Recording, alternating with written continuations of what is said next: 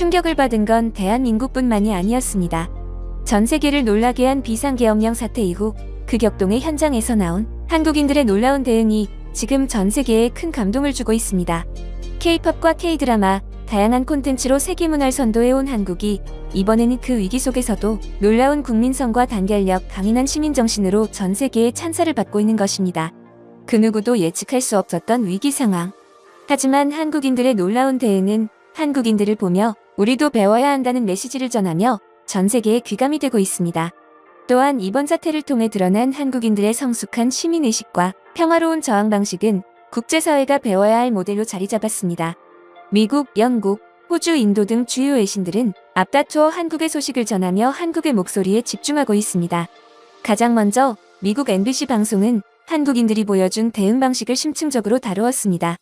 특히 폭력 없는 평화적 저항과 조직적인 문제 해결 방식을 극찬하며 미국 사회가 본받아야 할 시민의식과 연대의 중요성을 강조했습니다. Good evening from New York. I'm Chris Hayes. As we here in America struggle to uphold our own democratic institutions, there is a situation playing out in South Korea right now that is remarkably relevant, disturbing, and maybe at this hour, quite hopeful. A remarkable scene you may have seen throughout the day unfolding over just the last 24 hours where citizens of South Korea have taken to the streets to defend democracy against an erratic far-right president who declared martial law. I mean, just straight up dictatorship, right? A dictatorial power grab. Like, we ban all politics henceforth. Nothing in civil society can happen, right? Single-handedly revoking freedom of speech and freedom of assembly, freedom of movement, the freedom to strike. And all of this happening in a country where memories of authoritarian rule are fresh. This is a democratic country because its people fought for that democracy. After a series of authoritarian regimes in the post-World War II era, post-Korean War era, a military coup swept South Korea in 1980.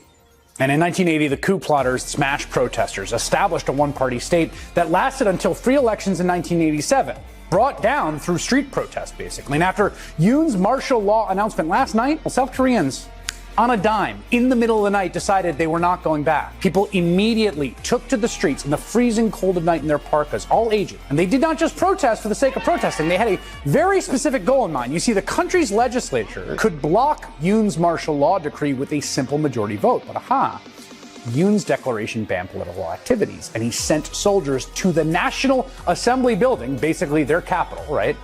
To enforce the ban and to block lawmakers from getting inside the building for a quorum where they could have a vote. And so what do? You get visuals like this as civilian protesters teamed up with those lawmakers who rushed to the Capitol to help them scale the Capitol building and get inside to cast their votes. It was, as one commentator on social media put it, a reverse January 6th. Breaking into the Capitol to vote to save democracy, working together to get the National Assembly to vote to overrule martial law. And it worked.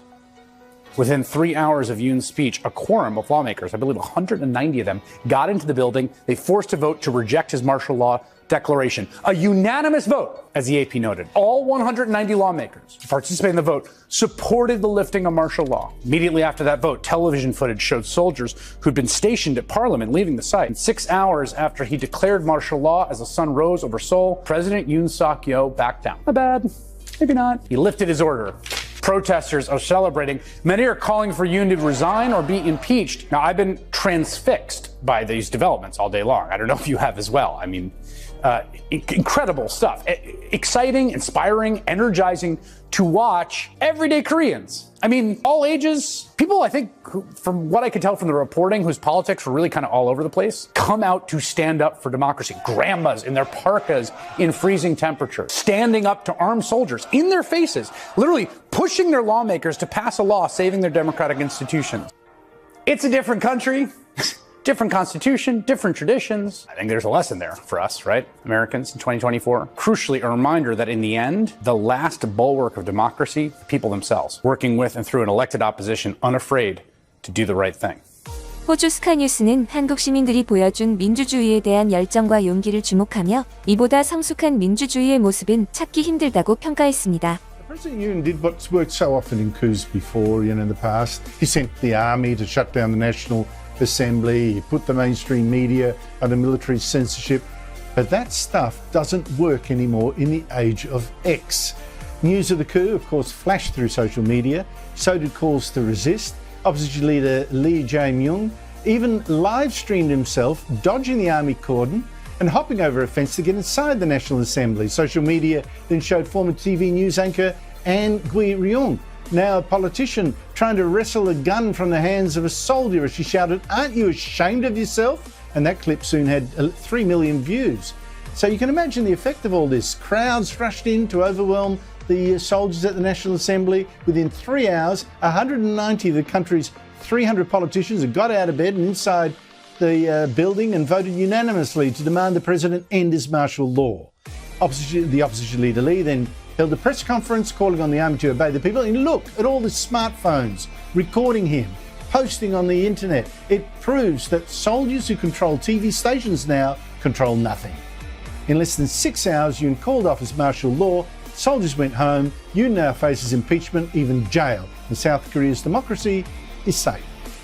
I know it wasn't all social media, but a huge impact. Now, I'll get to the why of this farcical call for martial law with my guest, but more important for us here is to learn how that social media did help save South Korea's democracy. No wonder China tightly controls its own social media, but why are so many of our own politicians so hostile to it?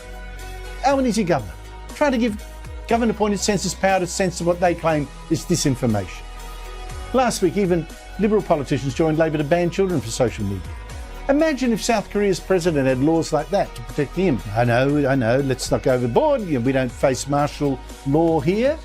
But then again, it is only a couple of years ago that Victoria's thuggish government ordered people to stay in their homes and fired rubber bullets at some who refused, even arresting people posting their resistance online. So yes, we do have lessons to learn here. 외신들은 일제의 위기 속에서도 냉철함과 단결력을 잃지 않은 모습이 전 세계에 귀중한 교훈을 준다고 보도했습니다.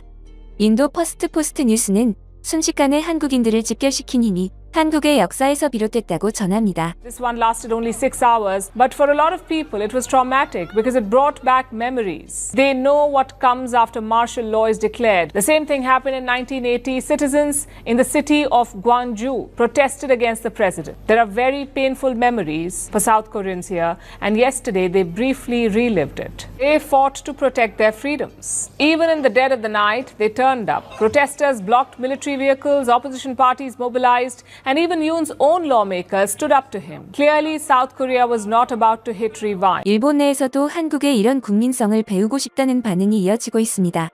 일본 NHK 글로벌 방송 역시 위기 극복의 핵심으로 대한민국 국민들이 하나가 된 힘을 꼽았습니다. He surrounded the area to stop people from entering the building. And both the ruling and opposition camps took aim at the president. And just 6 hours later, martial law was lifted, but it's not like Yoon had a choice, is it? Oh, yes. He was forced to, okay? The Constitution says the president has to lift martial law if the assembly votes to end it, which it did. But I wonder if seeing the people rising up, like we saw in the video, might have played a role. Martial law hadn't been invoked in South Korea in almost 40 years, not since the military government, which was in power until the mid-1980s. Many people, especially those that are middle-aged or older, still remember that time. So the images of soldiers entering the National Assembly this time reminded them of that history, and they strongly rejected it, as they did back then. 이외에도 세계 주요 매체들은 어쩔 수 없이 닥친 위기에 한국이 대응하는 방식이 전 세계가 배워야 할 교훈이라고 입을 모으고 있습니다. 민주주의에 대한 열정, 시민의 성숙함, 그리고 위기 앞에서 보여준 연대와 평화적인 방식은 한국을 단순히 문화 강국에서 더 나아가 시민의식의 모범으로 자리잡게 하고 있습니다.